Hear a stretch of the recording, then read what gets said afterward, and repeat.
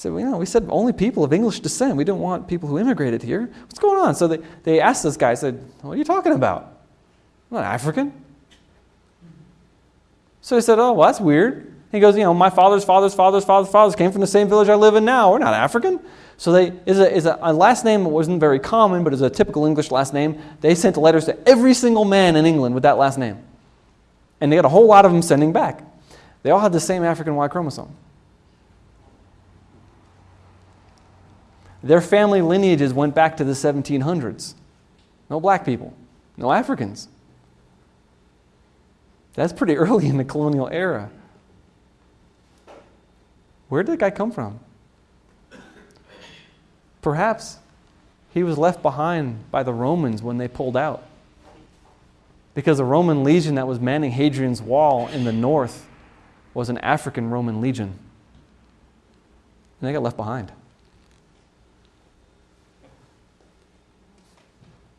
Weird. Oh, sorry. Okay, as far as the Y chromosome, the mitochondria go, mitochondrial DNA have more diversity than the Y chromosomes. And the three main lines are found in every world population, from Africa to Europe to Australia and the Americas. Ooh. Here's an evolutionary map of the Out of Africa event. Looking at this map, this is based on mitochondrial DNA. I stole this from mitomap.org. What they're saying here, this is a chart of the Out of Africa thing. Now look, that starting point is an assumption. I wrote an article, one of the articles I had in Journal of Creation talks about that assumption. In fact, there's a whole suite of assumptions behind that starting point, and I pointed out how in the evolutionary literature, every single one of those assumptions has been openly questioned. And if any one of them falls, the Out of Africa event is dead. The rest of the data is still there, but the assumption of the starting point goes away. Look what they're saying here. The evolutionist is telling us that there's a single dispersal of people traveling in small people groups into previously uninhabited territory with three main mitochondrial lineages traveling through the Middle East in the recent past. That's a Tower of Babel story. Every single one of those things I said is something you would directly predict out of the Tower of Babel story. The only difference is where it started. But they started here because genetic diversity is so high in Africa. But in the Middle East, genetic diversity is almost exactly as high. It goes down. The farther you go this way, the less genetic diversity you get. The farther this way you go, the less genetic diversity you get. The farther this way you go, the farther this way you go, the farther this way you go, the less genetic diversity you get. The farther away from Babel you are, the fewer number of people made up your population. Because what you had is a serial dilution. You had these people migrated, and some of those people migrated, some of those people migrated, and some of those people migrated. And so every generation or every migration event, you had less and less and less and less of the Babel population's genes are showing up. So by the time you get to the end, you have a very inbred population. High diversity here. Not just there, but here.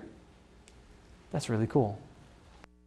Now, Africa is an assumption, and I believe the Africa starting point is latent evolutionary racism. Because the Europeans, for centuries, have believed that the Africans were closer to monkeys. Charles Darwin wrote about that extensively in The Descent of Man. And it's scary. The stuff he wrote about, he says something like, it is impingent upon the white races to exterminate the darker skinned people. So there's a greater distance between us and our closest living relatives than there is currently. Yeah, out of Africa, I don't like it. All right.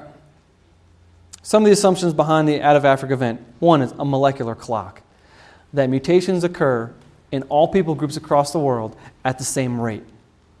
That means that you have to have the same generation time. There can't be any cultural differences affecting when you get married. Same number of average children, same life and death rates. And nothing can happen that can affect the speed of evolution. There can't be any mutations in the DNA copying and proofreading mechanisms. Ooh, wait a minute. How'd they evolve in the first place then? For a clock to work, you can't have a difference from one population to another in the proofreading mechanism. It's not allowed to evolve. is not allowed to mutate. But we know there are people today who have defective proofreading enzymes, and they have more mutations than they should because their proofreading mechanism doesn't work right, and they accumulate errors quicker. That's not allowed to occur here. The Out of Africa event is based on a humongous suite of assumptions, none of which are provable, most of which are probably incorrect. All right, so I'm going to close with that. Let me just tell you that in this way that modern genetics has essentially validated Genesis. Hasn't proven it because you can't prove it, but has essentially validated it. It has discovered the creation account, the flood account, the Tower of Babel account. They're all in there. There's no obvious disproof for Genesis in modern genetics. And modern geneticists did not want that to be true. Okay, I talked about Creation Magazine. Would you bear with me for a second, please? How many of you people currently get Creation Magazine? Thank you all very much. I want to explain the sign-up process to the group here. I've got a volunteer downstairs who's volunteered to help me out, and he'll be overwhelmed if you just all show up. So I tell you what, if you've got a clipboard sitting next to you, would you pick it up and do this?